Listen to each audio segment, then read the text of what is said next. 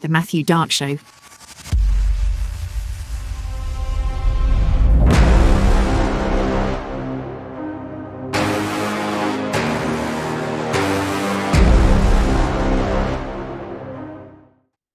Ladies and gentlemen, praise God and welcome in. Well, if you've been paying attention, tonight in Kentucky is a major epic night for the direction of the country. If you've seen President Trump in the weeks leading up to tonight, and we're going to play some footage of him, he is going all out. Miriam Adelson, and the AIPAC coalition is coming after Thomas Massie tonight. Now, of course, this is a seat he's had for 14 years. He's had overwhelming victories in the past, 80-20, 75-25, blowouts, right? Stuff that you would, why show up if you're that other candidate, right? You were never even competitive. But that changed this year. And Donald Trump and his team of funders and backers have come into Kentucky. They're not obviously from Kentucky. And in Miriam Adelson's case, the casino billionaire magnate, Jewish born, Israel born, is the primary funder for Thomas Massie's competitor tonight, the opponent tonight, Ed Gallrein. Now, he's a native. He's a dairy farmer. He's a boomer. And unqualified, to say the least, but he will vote for and sign off on every AIPAC-directed, Israel first, globalist agenda that comes through this Trump White House. And make no mistake, Trump has exclusively focused on everything overseas, nothing domestically yet. We are still waiting for that first Make America Great Again, America First piece of legislation, piece of action that says we're taking our country back. So far, we've seen none of that. Closing the border wall doesn't count, right? We demand, the law actually prescribes the border to be closed. Therefore, closing it, we cannot give you too much credit, although we are appreciative. Thank you, Donald Trump, for keeping our border closed. And the wild animals, the invaders, the criminals, which are plenty of coming, 20 million under Joe Biden. Thank you for stopping that. Now, we asked you to deport them too. You didn't do that. I think we're going to get to that at some point. We're hoping as soon as we deal with Ukraine, Russia, Iran, Israel, Venezuela, Cuba, Greenland. Let me see. What else? Everything else outside of the United States. Then let's get to the deportations. But tonight in Kentucky, a seat that has been held on to the last 14 years by Thomas Massie is absolutely up for grabs. In fact, some very recent polling shows him losing, and not even that close. Thomas Massie losing his seat to a nothing person. Ed Gallrein, if you saw him on some recent podcasts, he actually is in favor of a selective service draft for Americans, right? Because we're going to need an arsenal of young American blood always being available to go overseas and die on the behalf of Israel or some other country that we owe something to or are getting money for, but primarily the Middle East. Thomas Massie's competitor tonight, he believes that we should implement a selective service draft. So you maybe do 2 years of obligatory service if you're 18 to 25, and then you can go back amongst your lives. That's not very popular in America. That would get slaughtered at every presidential election. Could you imagine the next president saying we're going to implement a draft? He's lost no matter the party. It's over. We're not going to do a draft in America ever again. Vietnam should be, the only feeling you should have about Vietnam is shame. Shame. I'll be super clear because they always like to talk trash against draft dodgers and those that didn't. Let me be clear, I would draft dodge the Vietnam War myself personally. I would encourage my children to do it personally. I guess we wish you had that foresight at the time. We lost a lot of people for absolutely no reason. Believe it or not, Vietnam today is what? Communist. Why were we in Vietnam for 20 years? To fight communism. And communism won. We stayed, lost lives. This is the veterans from that era are the ones you see homeless, killing themselves on the streets. This is what gave the VA such a bad name, is those damaged, broken young men that we sent to Vietnam. They came home a wreck, a nightmare, not wanting to be alive. Okay, so the theme is shame around Vietnam, but guys like Ed Gallrein, they'd like to see a new draft come in to where we can send that same young man that has his whole world in front of him. We can send him to Iran. We can send him to Iraq, Kuwait, you name it. Take a bullet for who? Israel. Now, I'm still waiting for that caller, that listener, that texter to say, this is why we're doing it, and this is how Americans benefit. So far, none. The messaging is clear from the White House. It's this: Iran can never have a nuclear weapon at any cost. What they're telling you, and I'm just waiting for everybody to realize this, President Trump and his team, when they say Iran can never have a nuclear weapon, they're saying that in the sense of we will spend and destroy whatever we have to ensure that. Is that the way you feel about Iran at night when you go to bed? That is the number one pressing issue? Without that being taken care of, nothing else matters? I'm not meeting very many people outside of the baby boomer population, because every single one of them right now is crying themselves to sleep, thinking Iran may someday get a nuclear weapon. And then they know the day they get that nuclear weapon, Iran's going to go on a suicide mission, blow up the United States. It's all over from there. That's the end of the world. That's what has been convinced in the baby boomers' heart. And that's why they're still going along with this. But that could all change tonight, because Thomas Massie goes up for re-election. And I am so prayerful. I am so hopeful. I am of the spirit Thomas Massie is victorious tonight. Why? Kentuckians overwhelmingly voted for Donald Trump, right? Because they wanted to make America great again. Thomas Massie is actually fulfilling that mandate: make America great again. How do you make America great again? Well, a couple of things. Got to close your border. Got to deport invaders. Got to have Epstein justice. Why? Donald Trump promised us in 2015, this was his passion, drain the swamp. You want to drain your swamp? Give us the files. Give us the Epstein files today and watch that swamp become an oasis. It gets purified. We can take them out tonight. Donald Trump is personally and the most defiant member of releasing that information. Of course, we've heard the Marjorie Taylor Greene call where he's overheard. You're not releasing the Epstein files. Start a war if you have to. He said it, not me.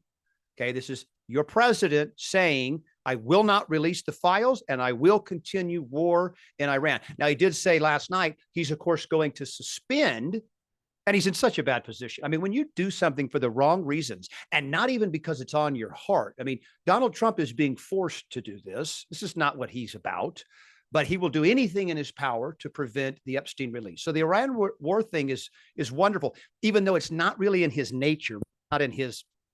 It was never on the campaign that, hey, folks, it's make America great again right after we destroy Iran. He never mentioned that once. If he did, I think he would have had a different outcome. We are not willing to sacrifice the U.S. economy to make sure that Iran never has a nuclear weapon. Do you understand that? Americans that are on fixed incomes in this country, Americans that are being under pressure from inflation. Do you understand? We never said it was okay to destroy this country to make sure Iran never has a nuclear weapon. Where did you get that opinion of us? Where did you start to think that we gave sentiment for that? We didn't. And that's why there's division. And now we have the epic showdown tonight in Kentucky. Now, for one thing, and of course, I want to get this up here because truthfully speaking, absolutely truthfully speaking, Donald Trump, he sent Pete Hegseth down to Kentucky to campaign for him. Okay, to campaign for him.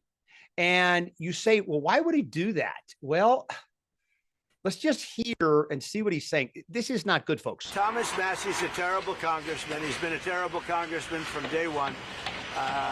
Dealing with him is just horrible. I don't think he's a Republican. I think he's actually a Democrat. He's not a libertarian. You know, sometimes they say he's really a Democrat.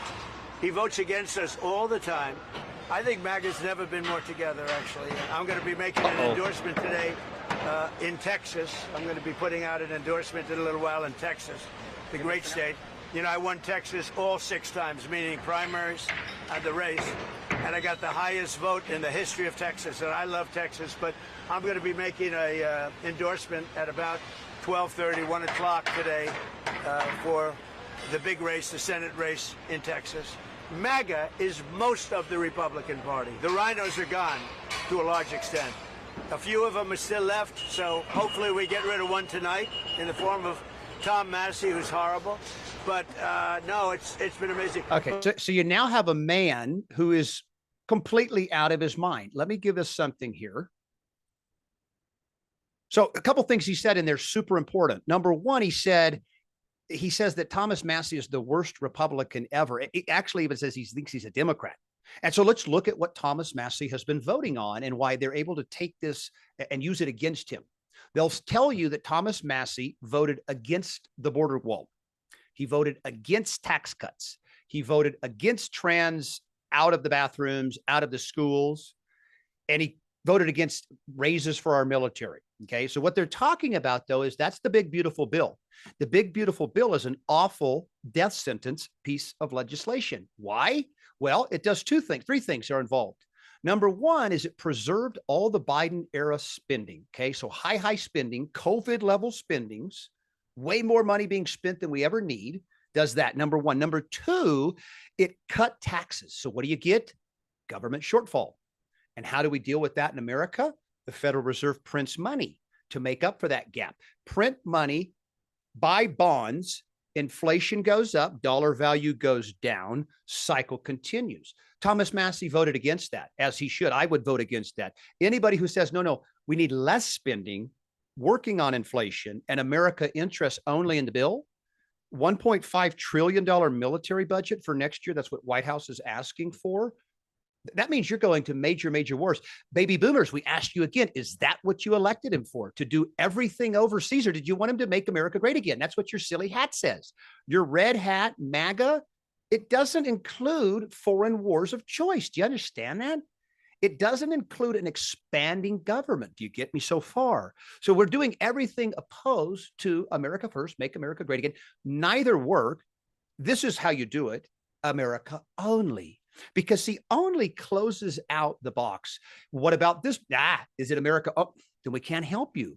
And we love helping the world. And I think we will help the world again. It might be a decade or two before we restore America, but that must come first. Now, the baby boomer that has grandchildren living in this world, living in this economy, living in this mess, they have to think about bigger picture than their next 5 years. I know they're scared of Iran. I know the thought of Iran getting a nuclear weapon is keeping you up. It's driving you crazy. I get that. There's a process to work through that, though. We can do counseling, spiritual guidance. Do you have a relationship with the Holy Spirit? Are you able to take that fear and give it to the proper source, the only one that can make that right? Can you do it? Or is your impulse overriding and says, I can't take it anymore, kill them all in Iran, kill all the school children, blow it up, make the civilization never return. That's what Donald Trump said on Easter, used the F word. And then he also said, we're going to have to wipe them out, never to return. I don't feel how MAGA that is. Donald Trump said MAGA has never been more intact. That's a bluff. That's a lie. He knows, because of the incredible passion for the Thomas Massie election tonight, that MAGA is not united. Let's be very clear. Why did Trump attack Lauren Boebert, Marjorie Taylor Greene, Thomas Massie? What's the singular connecting piece and reason why he's going after these people? Ready? The Epstein files. All three demanded their release. All three have been threatened, voted out, or attempted to vote out. Or then Marjorie Taylor Greene stepped down and left, received death threats that she then reported to the president. And what did he say? It's your own fault because you crossed the administration. You crossed the machine that said, we want the Epstein files. We were serious when we said we wanted the Epstein files. Donald Trump did not take that threat seriously. And now he has a major moment tonight, because let's play out the two scenarios with the election and Thomas Massie. The first outcome, the America first interest, would be Thomas Massie wins, and he continues to do not just the Epstein work that he's been so critical and important to, but he's also part of the Make America Healthy Again. He's a farmer, cattle farmer in Kentucky. He's a great builder. I mean, he's very resourceful. He's kind of what you're looking for in a man. Brains, and then the ability to work hard and go do those things. Okay. And they'll tell you that Ed Gallrein, he's a brave Navy SEAL, and that's wonderful. And I kind of do resent the fact that every time they just say you're in the service, like you're guaranteed to be a great person. But like all people, 80% of them are probably going to be undesirable. 20 are going to be really special. Just because you served in the U.S. military does not make you and put you in this unapproachable, not available to be critiqued, holier than that. It's just not the case. And that doesn't exist for any person. Okay. The only perfect one that gets no critique is Jesus Christ. Okay. Everybody else needs to be checked. Okay. Including our servicemen, including Republicans, including Donald Trump. So let's just play out the scenario. Thomas Massie wins. That is a shockwave from the people. This is not a big area. This is Kentucky. This is not, 100 million people voting in this thing. But that message has loud and profound reverberations to the White House. It sends messaging that we're not united. We're celebrating the victory of Thomas Massie. Why? He has our interests in mind. These aren't our friends, folks. These aren't our heroes. These aren't our saviors. We said we want this. We voted for them. Now go do that. And if you can't do that, you must leave now, right? It's not that hard. Donald Trump is going to get that message today. He's going to get that message tonight. He sent Pete Hegseth, okay, a guy who's been on the record of saying, let's build the third temple, ushering the Antichrist in. That's the Jewish Messiah. Talk about this, but another Zionist. So the problem is we have Zionist thinking overwhelming this Make America Great Again mentality, and they're not working, they're colliding. The Zionists, you know what that is? That's our billionaires. That's our Epstein class. That's our globalists. Those are the ones that want central bank digital currency. Those are the ones that want mandated mRNA vaccines. This is the same crowd that doesn't want us to have a closed border, that they know that the best way to rule the world is have a weakened America. Remember, our politicians are just here. They are subservient to powers much greater than themselves. So these are puppets. Donald Trump has become sort of the most public and identifiable puppet in politics today. And how do we know that? He said a couple of things, which he never could get elected behaving like this. I hope we're all clear. He needed 100% unity from the MAGA base, the Republican base, rhinos included, fringe Republicans included. He had to have them all. You're going up against Democrats that have more money than you'll ever need, all the media coverage you'll ever need, the twisting, the bias, all of those things Republicans need to win boldly, strongly. They have to do things exceptionally to beat Democrats. It's already starting out against them. You know that. CNN, NBC, MSNBC, all these places, they're pro-Democrats, clearly. So you have the machine coming after you if you're a Republican. And so how did Trump do it? He had a unifying message that said a couple of things: drain the swamp, build a wall, make America great again. Really good stuff, simple, and we were all into it. So we're building a wall. It's not built yet, so we appreciate that that's on the way. The border is relatively close. About 94% closed is where they mark it today. So you still have a little slippage, but you don't have 20 million over 4 years. Nothing like that. Nothing like what Joe Biden did. The horrible, despicable, awful Joe Biden, personally under his watch, 20 million people that don't belong here came here. 99% of them are still here. That's a problem. That 20 million that came in 4 years ago, well, they've already reproduced. Flash forward 10 years, that 20 million is probably 50 to 80 million people after they have children and invite their family and more slippage. You thought we had the room for 80 million people? We are already in a housing crisis because of supply and demand. We are already in a water crisis because of supply and demand. Healthcare services, medical services, the budgets at all these local governments that have been giving money away to the poor and the immigrant.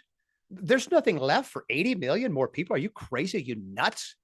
But Donald Trump didn't get them out because he almost immediately got involved in the Epstein cover-up and the war against Iran. So let's continue. Thomas Massie wins. The message is heard nationwide. MAGA is not united. People like Thomas Massie are who we want. Change your ways or pay the price in November. And for Donald Trump, everything is on the line for him in November. Everything. You remember the first term where he did not have the trifecta, White House, Congress, Senate. He didn't have that. And he dealt with impeachment the whole time from the House, never convicted in the Senate. But what did it do? It derailed progress. We didn't get anywhere near the amount of done that we needed to get done in his first term, because of his naivete. I mean, there's no doubt he'd never done this before, and it showed. But he was under impeachment twice. So I'm asking MAGA fan, baby boomer fan, the absolutely refusal to wake up person, what do you think happens when Democrats regain control? Certainly in the House, impeachment starts almost immediately.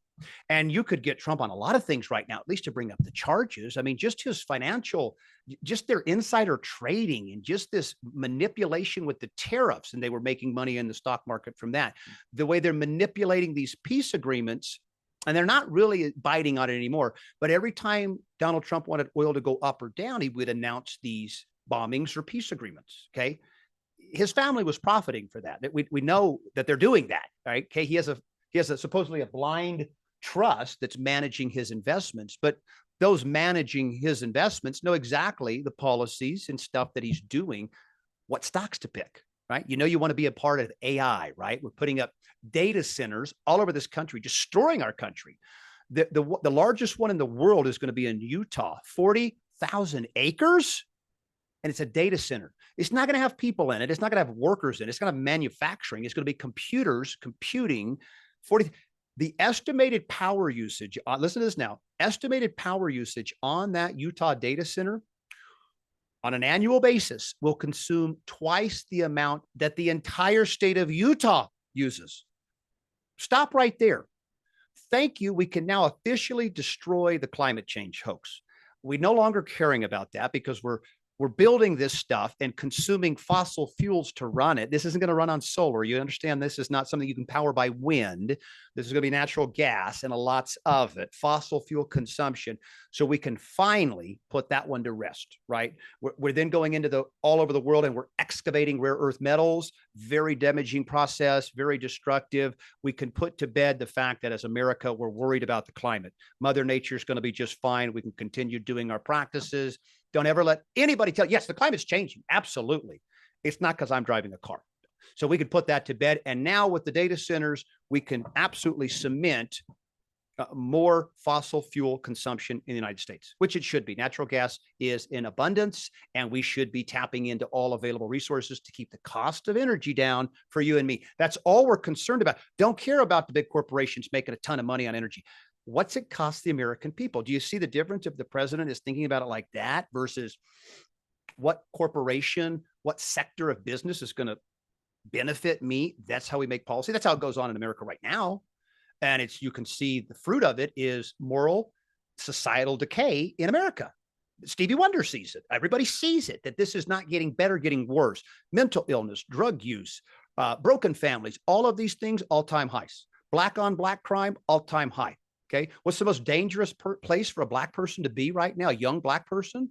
Well, either in their mother's womb because they're aborted at the highest rate, or then in our inner cities in America, Chicago, Baltimore, LA, Houston, where black on black crime off the charts. Nobody says anything. Who cares, right? We have AI to get to. We have wars to get to. We have digital currency to get to. We have all of these things to get to. Thomas Massie opposes those things.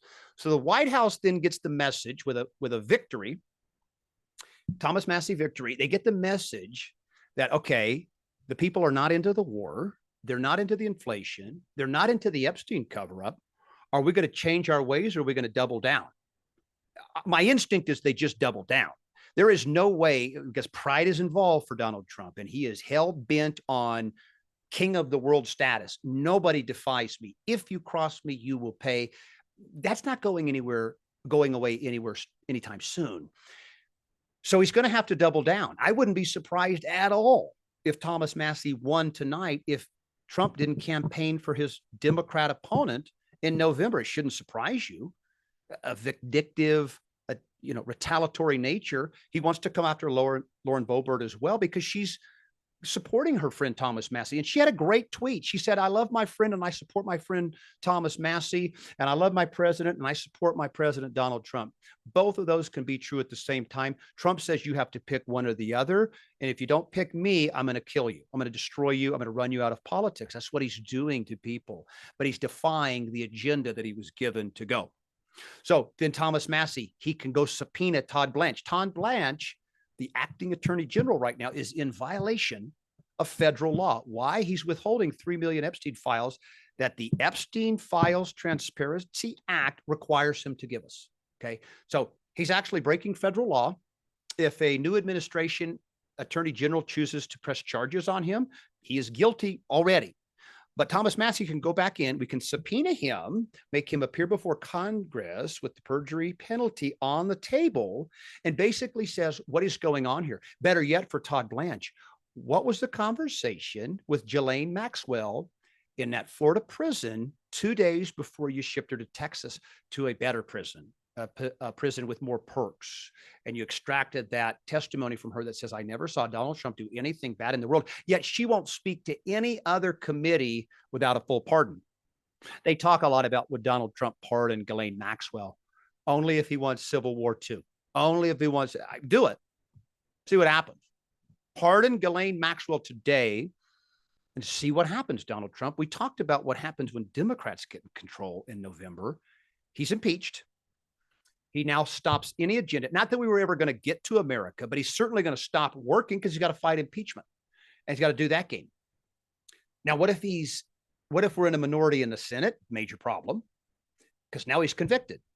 And he should be. Throw a dart in the wall and you can find a lie that resulted in American loss. We know they're lying about the deaths in Iran. They're saying only 13. We don't believe that. And there's no mechanism for us to hold these people to account. They are lying to us. They still won't take responsibility for the 187 school children they killed on day one in Iran. They still claim that was somebody else. That was the US. This was your president bombing school children, all girls in Iran, right after they killed the Ayatollah. Okay. Feeling like make America great again? I don't know. That's not what I had in mind when we said, in November of 2024, he's finally back.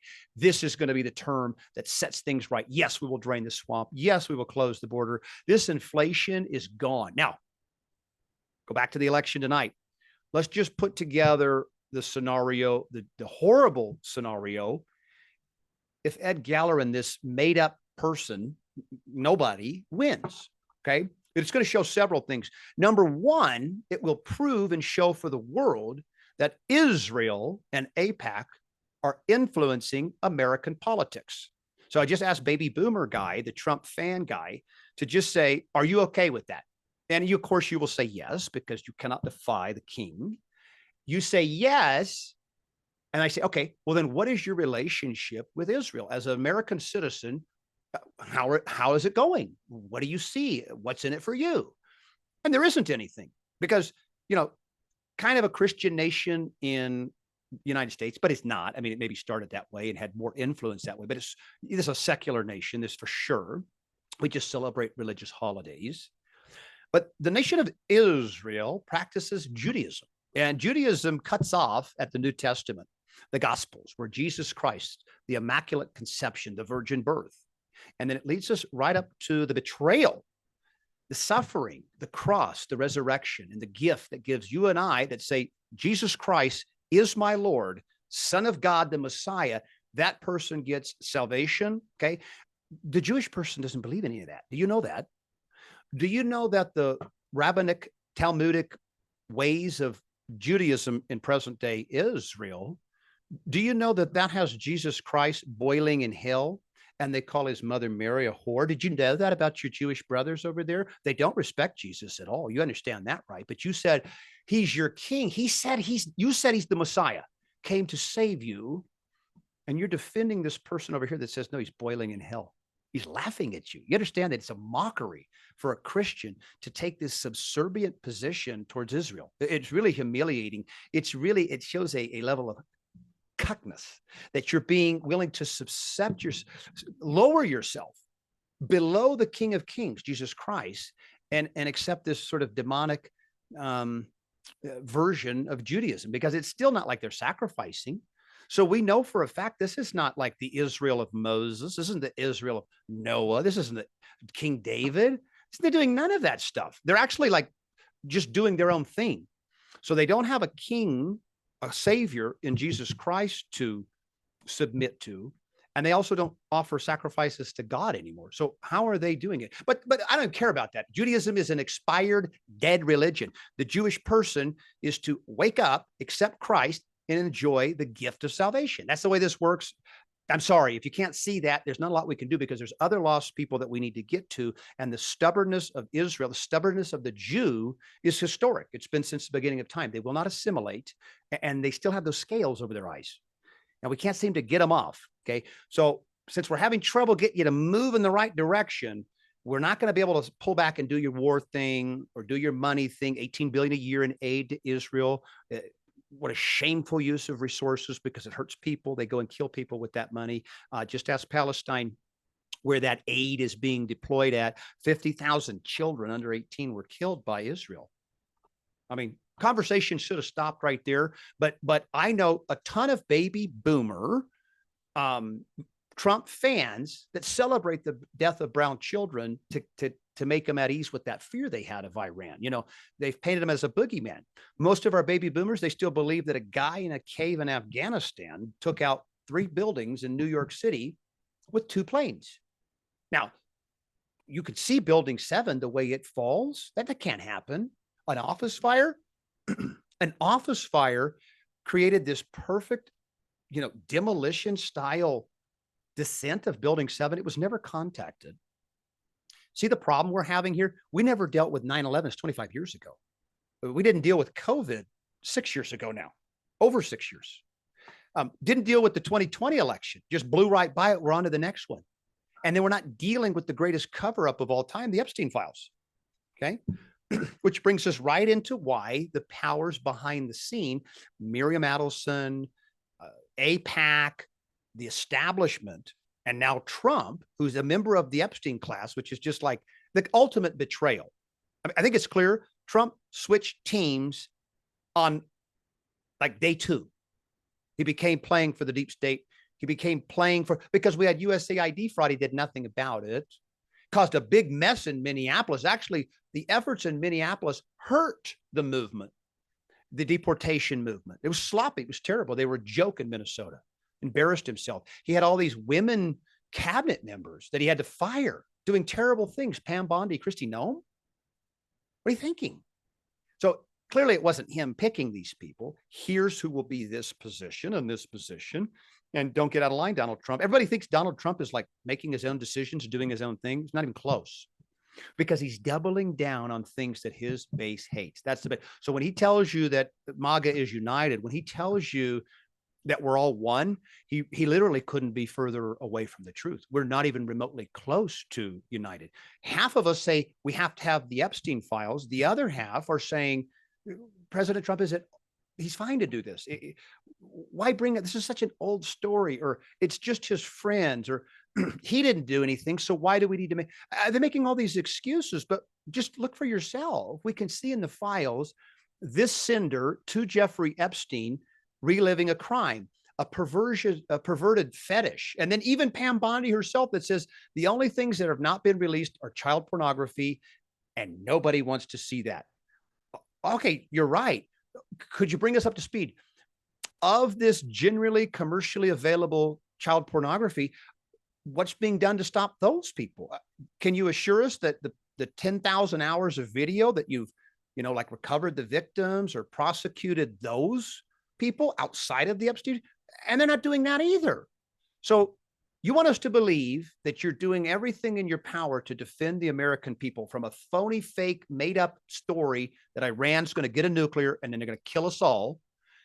You want us to believe that you love us so much to do that, but you don't care enough to get these perverts out of our government. Why? Out of our banking? Why? Out of our, financial systems? Why wouldn't you want them out first? Isn't it always better before you go telling others what to do to their house? Shouldn't you clean yours up first too? I mean, if you're making a landscaping recommendation to a person, don't you think you should have some degree of landscaping going on at your home? Or should you bring the ugliest, filthiest yard and say, do something like this? I don't think so. I don't think it works that way.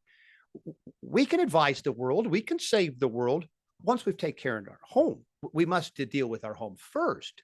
So when our kids are, suffering, they're being abused. We have 2 million children in poverty. We have Black children in the inner cities being killed. We have fatherless homes in the inner city. Nobody's doing anything about that.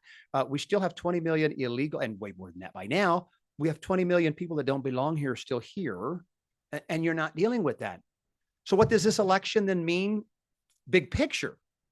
What means that AIPAC and Israel and foreign interests can buy seats in the U.S. Congress. That's clear. This money didn't come from Kentucky. This PACs that are supporting Thomas Massie's opponent, that didn't come from Kentucky. This is all outside of the state, and in many cases, outside of America. Make sure you understand, Miriam Adelson is an Israeli-born billionaire that chooses Israel over the United States. Not my words. She said it. She said it, but lives here, milks off of us here, buys elections here. Remember, she's given Trump $250 million in his 3 presidential runs. That's a lot of money. And guarantee you there are favors owed for that kind of money. right? Just like we do favors for big ag when they give us money, or big pharma when they give us money. The CDC will do anything for big pharma with money, right? They'll pass the COVID-19 shot, say safe and effective, never hurt a fly. The most deadly vaccine in the history of vaccines. It still should be filled like with Vietnam. Shame. Nothing but shame should come out of COVID. President Trump, he still takes a tremendous amount of credit for Operation Warp Speed. He's not apologized, repented, or done anything about COVID. We've not done anything about the elections in America. We still have fake mail-in elections. See, you could have spent this entire time working on those issues: deportations, fair and safe elections. Okay. We can stop the flooding with those. Okay. Phew. Now let's go down. Okay. Inflation is suffocating America. How do we deal with it? Well, stop massive government spending, foreign aid, and wars of choice. Just start there. It's kind of like if you're an obese person. Let's say you're 75 pounds overweight. You don't know where to start. You've got so much to work on. You haven't moved 1,000 steps in a long, long time. Okay. So we have health coming in, we have weight coming on. Just take out sugar. Just take sugar out of your diet. One little change. Let's see how that's done. Okay. All of a sudden, we're losing a little bit of weight. Okay. Same thing here. Give us some levels of relief so that we can see this process through. We know we're not going to make America affordable again tomorrow, but we can start the process of unwinding spending that's causing the inflation. Could we try that? No. What do? We say spend more. The big, beautiful bill, $1.5 trillion in military budget for 2027. That means you want to really take over the world. $1.5 trillion. I don't think people can imagine that kind of a number being spent on military.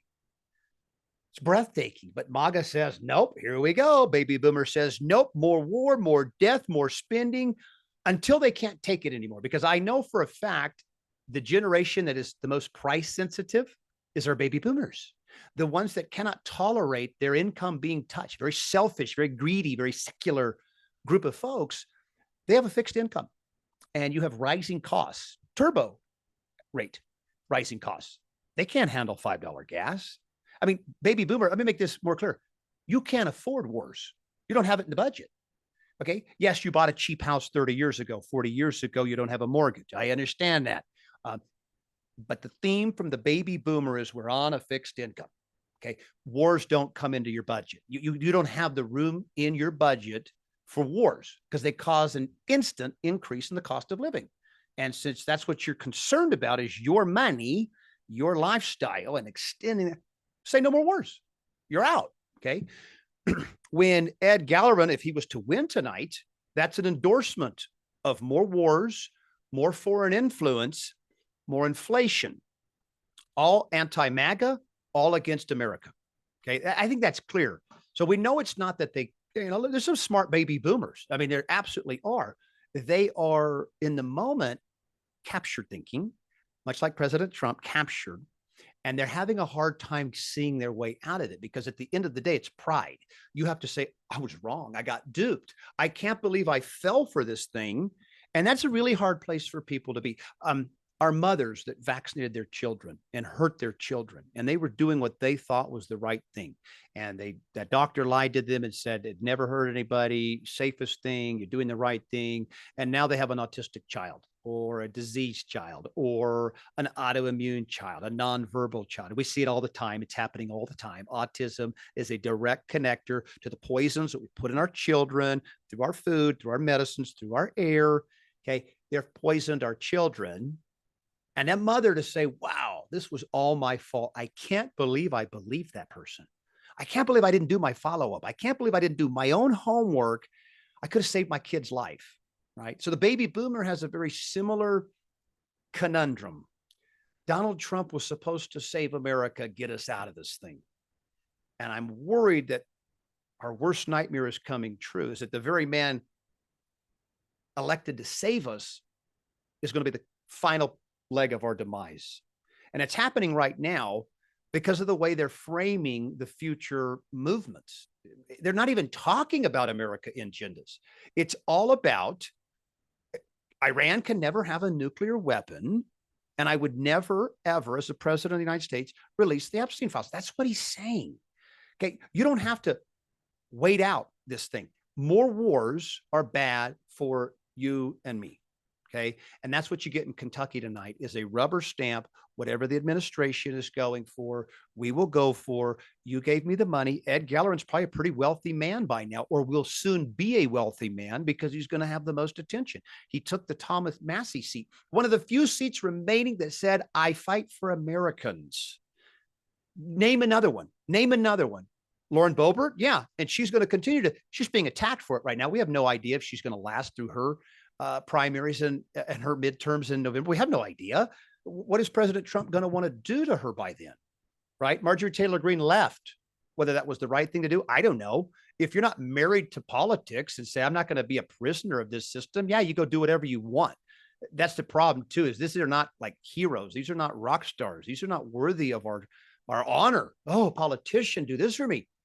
They're laughing at us. They're spitting in the face of us. They're everything we wanted, we're not getting, but you'll like it anyways, right? Hey, I went to the restaurant, ordered a nice T-bone, a wedge salad, little side of dressing, and they bring me out a hamburger steak. And they're saying, you like it, just eat it. But I ordered this, and that's our problem as Americans. We absolutely prescribe the Epstein files, close and deport, and we must work on inflation. He won't do it. So the evidence is in, but we don't have to prove it. Let the election tonight prove it. Thomas Massie, we are with you. We pray for you. We know that America is better and in a more secure position with you representing Kentucky. So we just ask the Father that he would see this through and that the message would be made clear to Americans and to President Trump.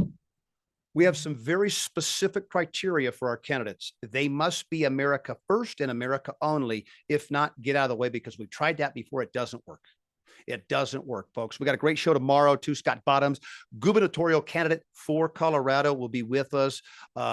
Christ first. Now, remember, you've got to be a godly man to earn our vote. We can't just think you read it in a textbook or something. Where's your wisdom? Where's your spirit? Where's your power coming from? Coming from the Holy Spirit and that decision to give your life to Jesus Christ. That's who we're looking for. We pray every day that Donald Trump would become a Christian in the White House. Could you imagine that? Here you have this secular man, very flawed, very broken, as am I, and he has this encounter with the Holy Spirit while in office. Do you know what that would do for the world? So continue to pray for that and do this as well, folks. Tell a friend about Jesus Christ. Stay good, help another. God bless you, and talk soon. See you, everybody. The Matthew Dark Show, your one-stop show for truth, courage, fellowship, and faith. Available everywhere you get your podcasts.